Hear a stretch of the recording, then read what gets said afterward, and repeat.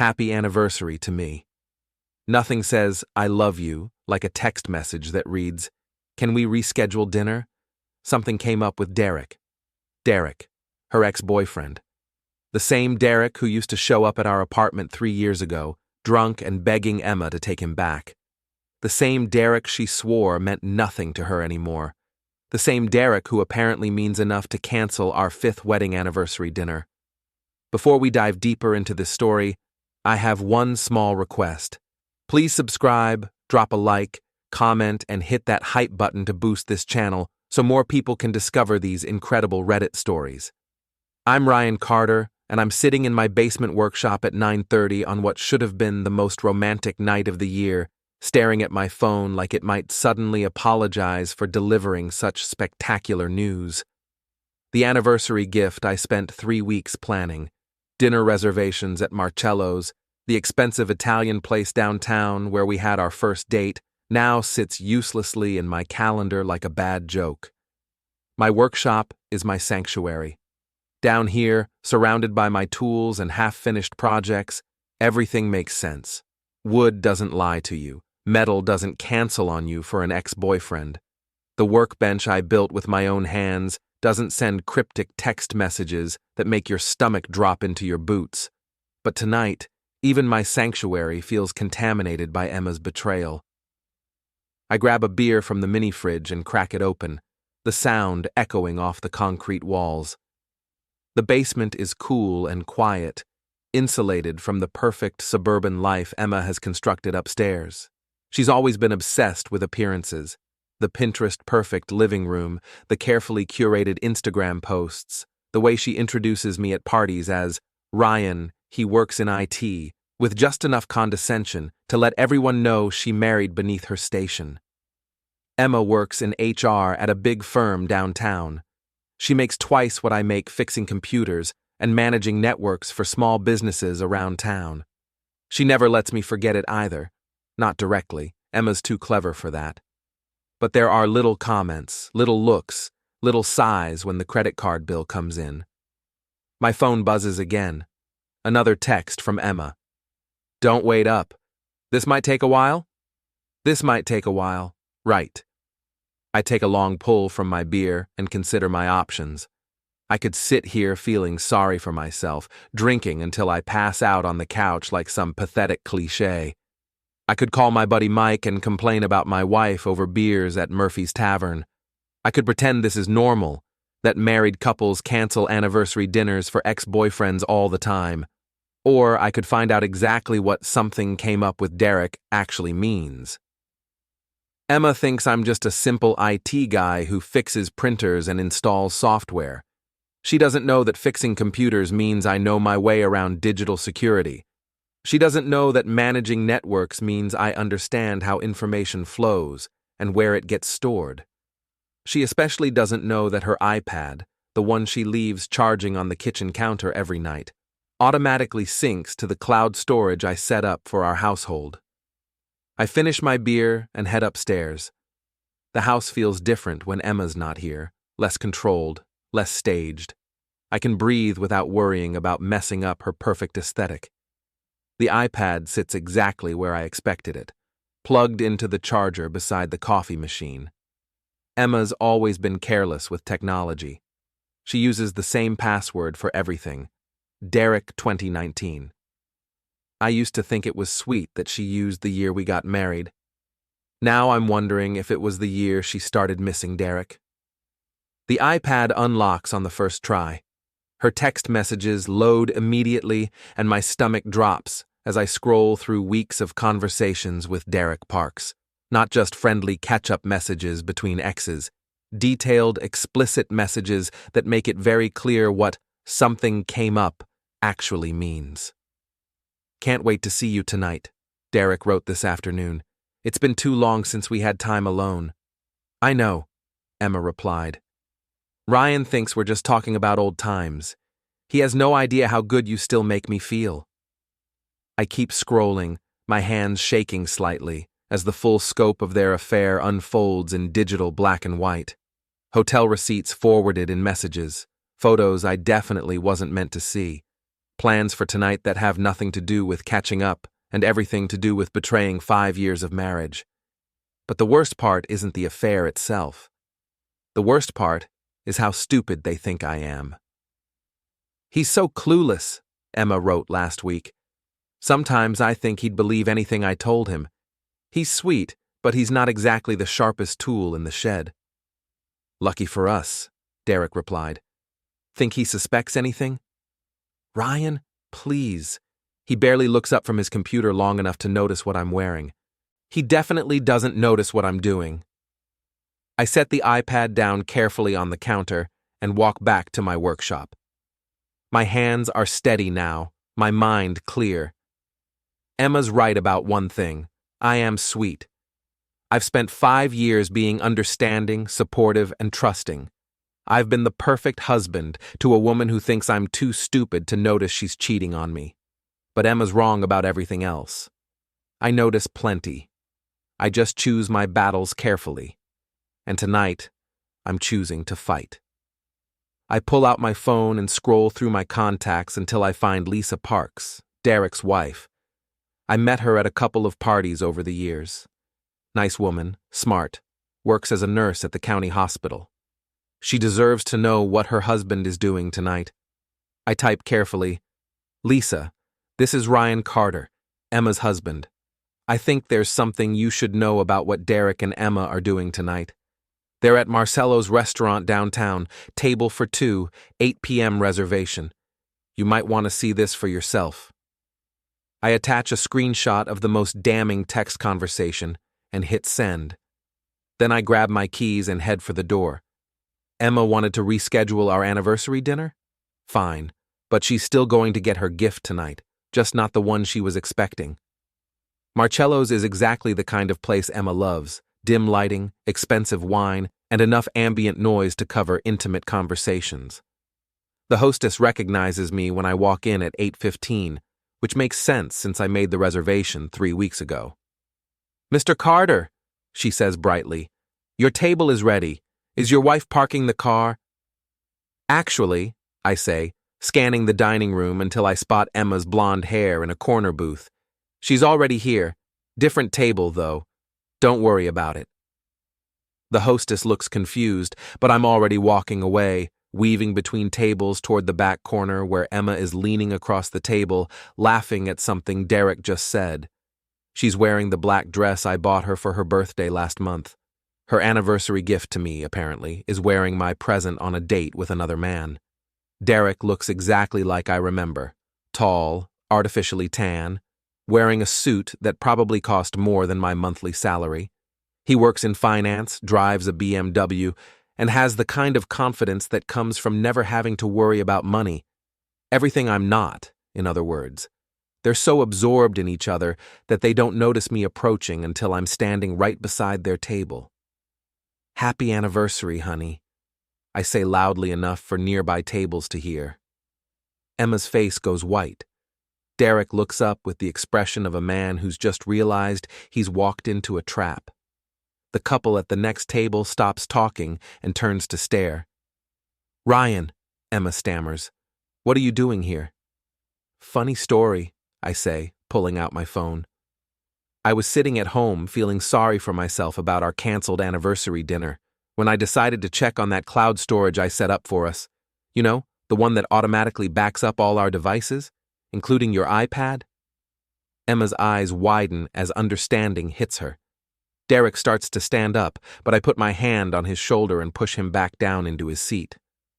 I'm not a big guy, but I'm stronger than I look, and Derek's the type who's never been in a real fight in his life. See, the thing about technology, I continue, is that it keeps records of everything, every text message, every photo, every hotel reservation. It's all right here on my phone. Very convenient. "Ryan, please," Emma whispers. "Can we talk about this at home?" "Oh, we'll talk," I say. "But first, I think your boyfriend's wife should join our little anniversary celebration." As if on cue, Lisa Parks appears at the edge of our table. She's still wearing her hospital scrubs, her dark hair pulled back in a ponytail, her face flushed with anger and exertion. She must have driven straight from work. "Hello, Derek," she says in a voice that could cut glass. "Fancy seeing you here." Derek's face goes from pale to gray. "Lisa, I can explain." "Explain what?" Lisa's voice is getting louder, drawing more attention from other diners. "Explain why you told me you were working late? Explain why you've been working late 3 nights a week for the past 2 months? Or explain why you're here with another man's wife on their wedding anniversary?" Emma tries to salvage the situation. "Lisa, this isn't what it looks like." "Really?" Lisa pulls out her own phone and starts reading. "Because according to the text messages Ryan forwarded me, it looks like you've been screwing my husband for months while telling him how stupid your own husband is." The entire restaurant is staring now. The hostess is hovering nearby, clearly debating whether to call the manager or just let the drama play out. I'm enjoying every second of Emma's public humiliation. "You want to know what's really stupid?" I say to Emma. "Using Derek 2019 as your password for everything. I thought it was our wedding year. Turns out it was just the year you started missing your ex-boyfriend." Derek finally finds his voice. "Look, man, this is between Emma and you." "No," I interrupt. "This is between all of us now. See, I've got something for you too, Derek." I reach into my jacket pocket and pull out a manila envelope. Inside are printed copies of every text message, every photo, every piece of evidence of their affair. I spread them out on the table like I'm dealing cards.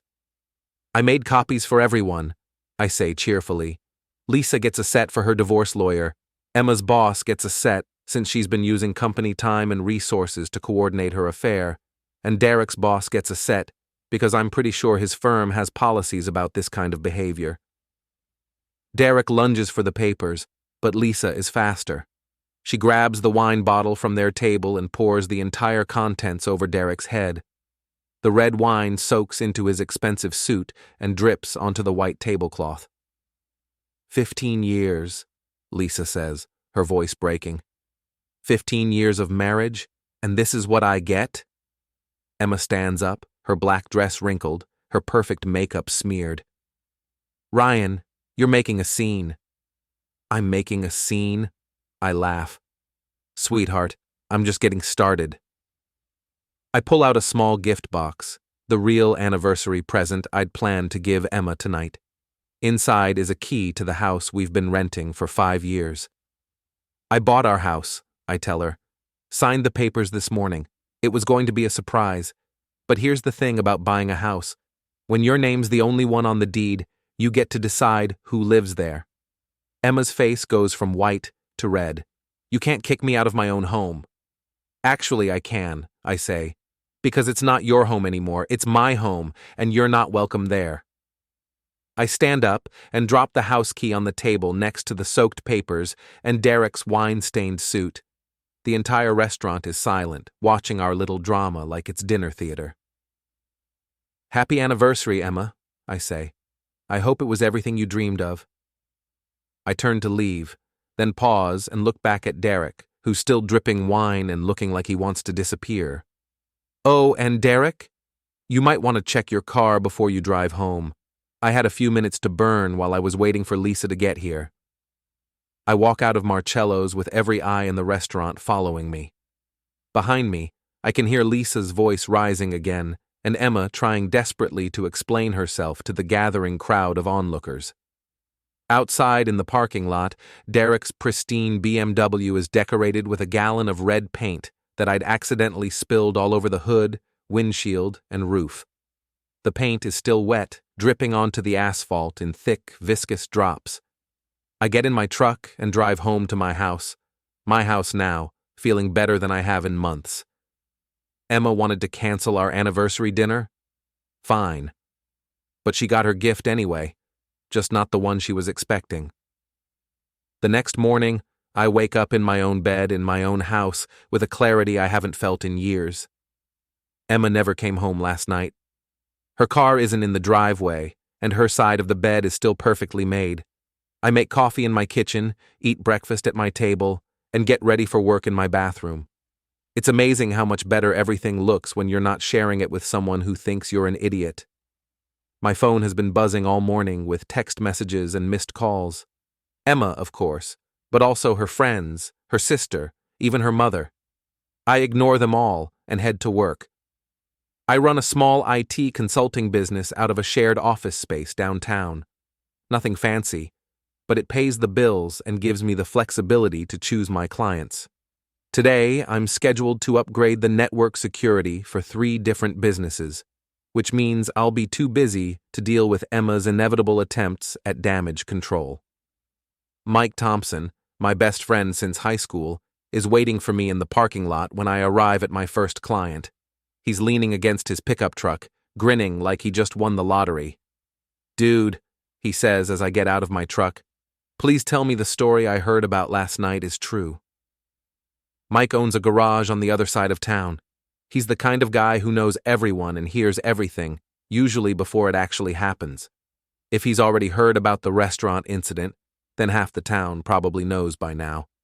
"Depends on what you heard," I say, grabbing my tool bag from the back of my truck.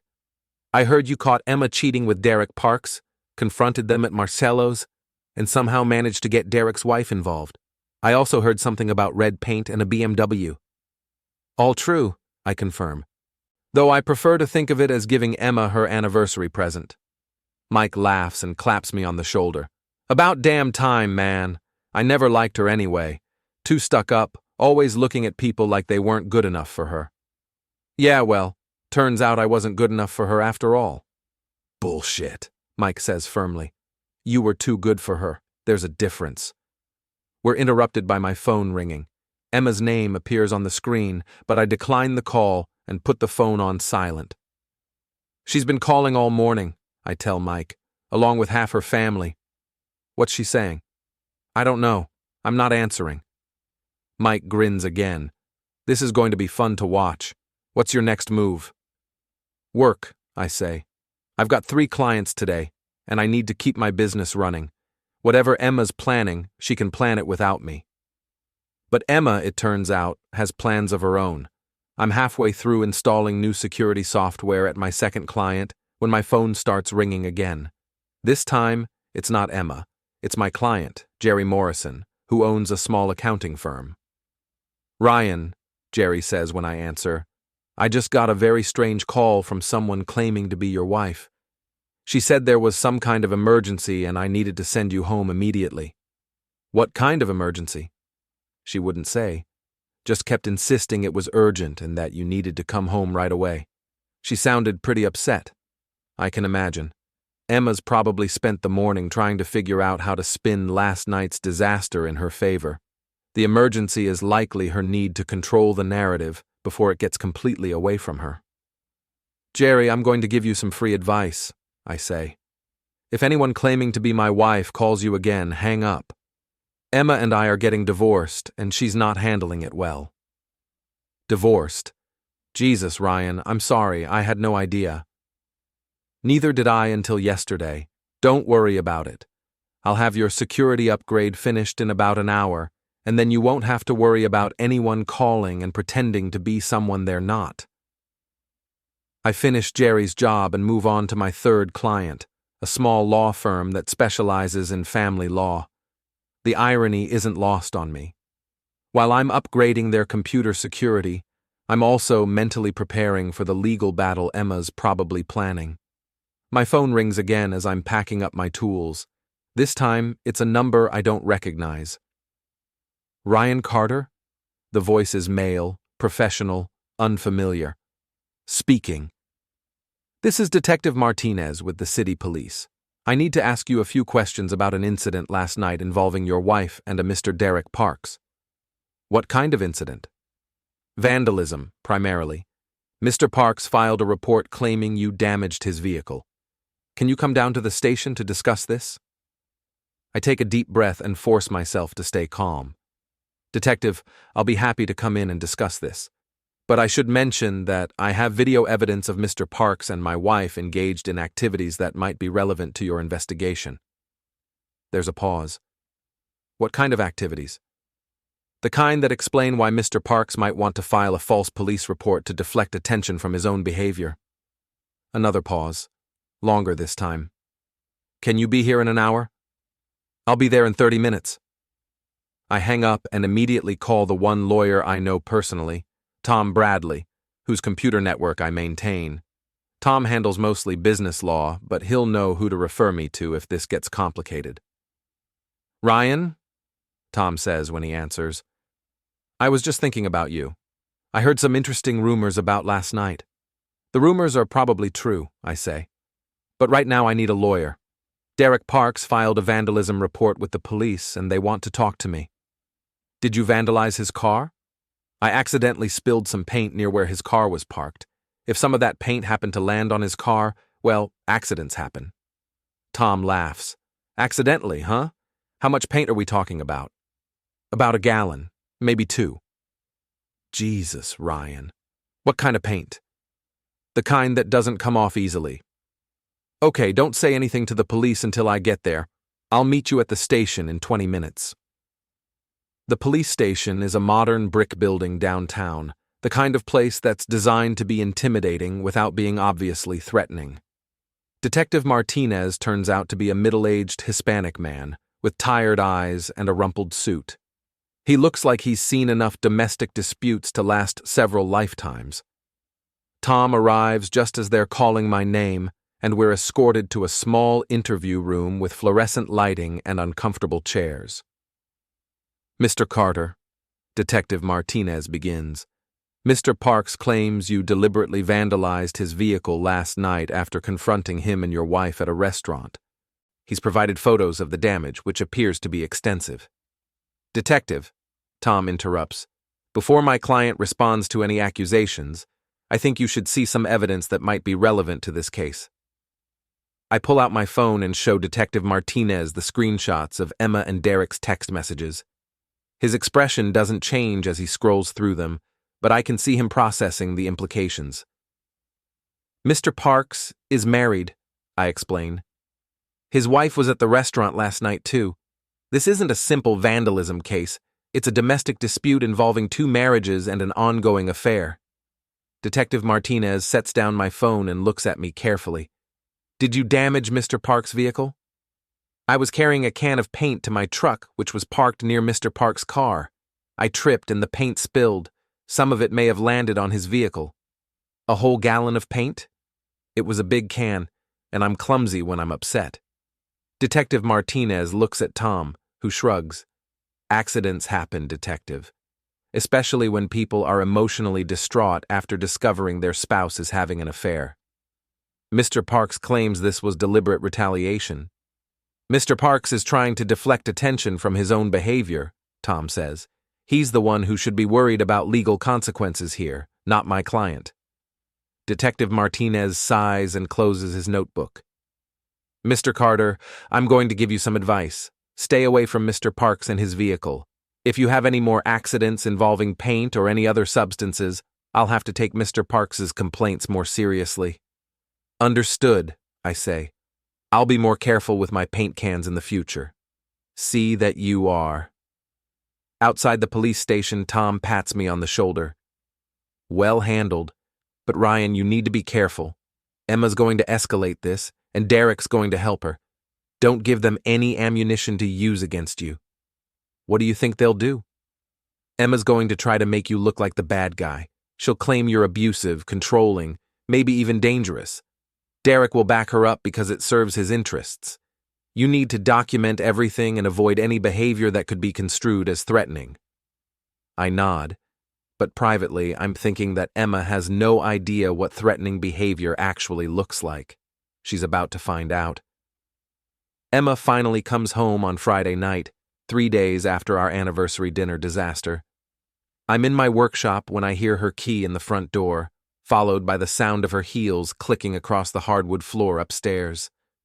Ryan, she calls down the basement stairs. We need to talk. I don't answer immediately. I'm putting the finishing touches on a project I've been working on all week, a custom jewelry box made from walnut wood, with hidden compartments and a sophisticated locking mechanism. It's beautiful work, if I do say so myself. Much too good for Emma, but perfect for what I have in mind. Ryan, I know you're down there. We need to discuss this situation like adults. I set down my tools and head upstairs. Emma is standing in our living room, my living room now, looking like she's been through hell. Her usually perfect hair is limp and unwashed. Her makeup can't quite hide the dark circles under her eyes, and she's wearing the same clothes she had on yesterday. "Nice of you to come home," I say. "Where have you been staying? Derek's place?" "That's none of your business." "Actually, it is my business. You're still my wife, at least for now. And this is still my house. Definitely for now." Emma's jaw tightens. "About that. You can't just buy our house without telling me. I have rights." "You had rights," I correct her. "You gave them up when you decided to cheat on me with Derek Parks. But don't worry. I've prepared something special for you." I go back downstairs and retrieve the jewelry box, along with a manila folder full of documents. When I return to the living room, Emma is sitting on the couch with her arms crossed, trying to look defiant. "What's that?" she asks, eyeing the wooden box suspiciously. "Your real anniversary present," I say, setting it on the coffee table in front of her. "Go ahead, open it." Emma hesitates, then lifts the lid. Inside, nestled in custom-fitted compartments, are copies of every piece of evidence I've gathered about her affair. Text messages, photos, hotel receipts, credit card statements, everything organized and cataloged like a prosecutor's case file. "What is this supposed to be?" she asks, but her voice is shaking. "Insurance," I say. "See, I know you, Emma. I know you're going to try to spin this whole situation to make me look like the bad guy. You're going to tell people I'm controlling, abusive, maybe even dangerous. You're going to try to take half of everything I own and make me pay alimony for the privilege of being cheated on." I open the manila folder and spread out the documents on the coffee table. "So I've prepared a counter-narrative. Divorce papers, already filed. A restraining order application, ready to submit if you try to harass me or my clients. And a very detailed timeline of your affair, complete with evidence, ready to be shared with anyone who needs to know the truth." Emma's face goes pale as she realizes the scope of what I've prepared. "You can't do this. You can't just destroy my life because you're angry." "I'm not destroying your life," I say calmly. "I'm protecting mine. You destroyed your own life when you decided to cheat on me and then laugh about how stupid I am." "I never said you were stupid." I pull out my phone and play one of the voice messages Derek left for Emma, the one where she's laughing in the background as he talks about how clueless I am. Her face crumples as she hears her own laughter.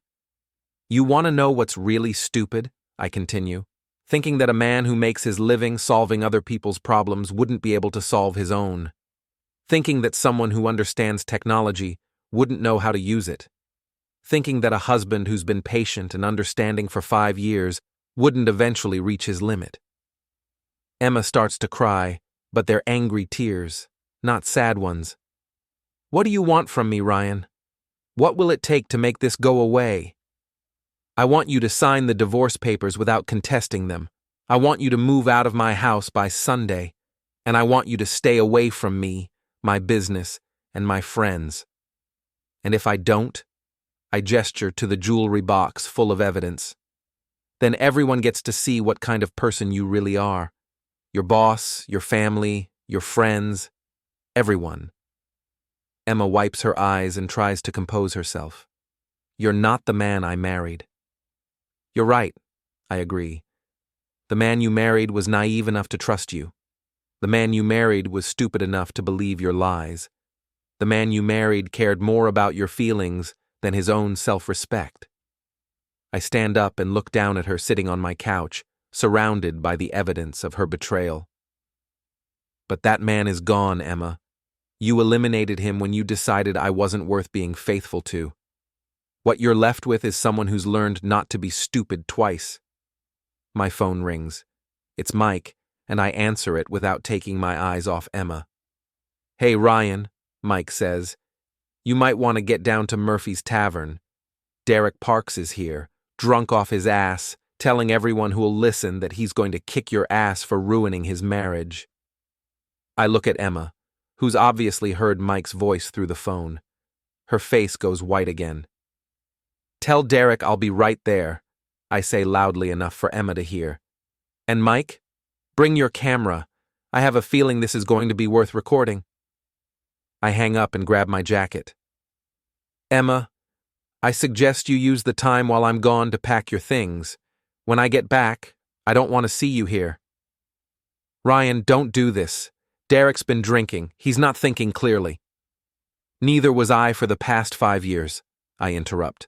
But I'm thinking very clearly now. I head for the door, leaving Emma sitting in my living room with her anniversary present spread out on the coffee table.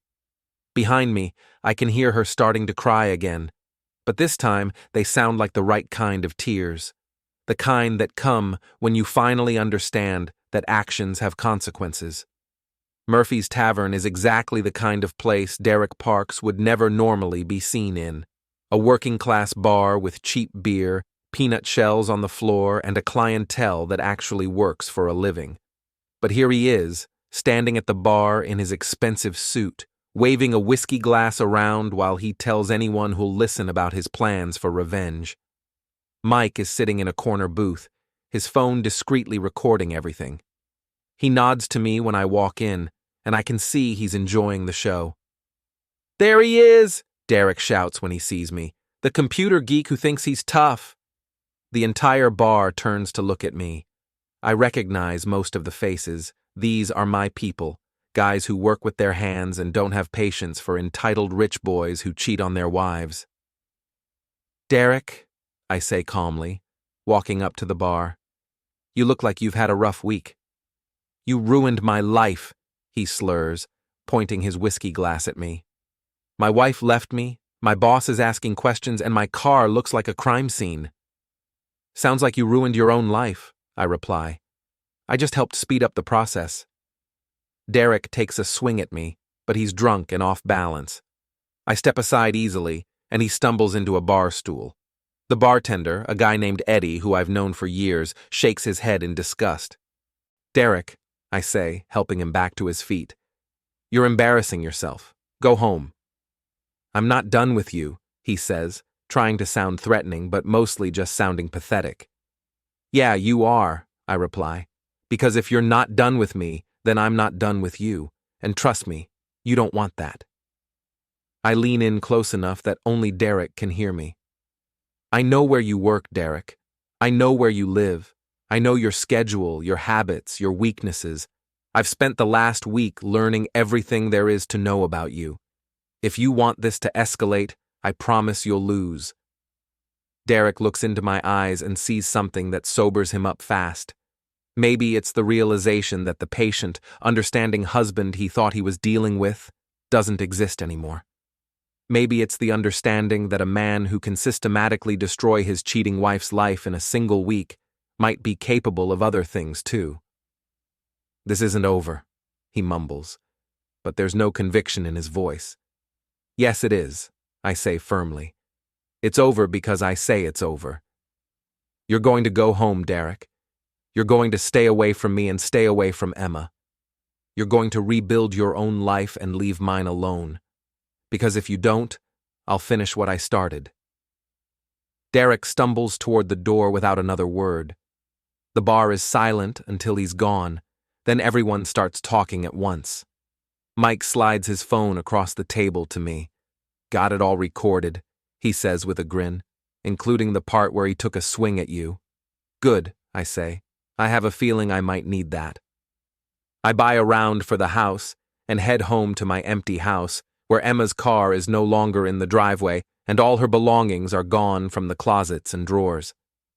She's left the jewelry box on the kitchen counter, empty now, with a note inside. You win, the note says.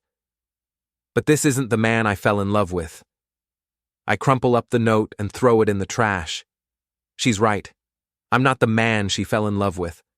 I'm better, I'm stronger, I'm smarter, and I'm finally free.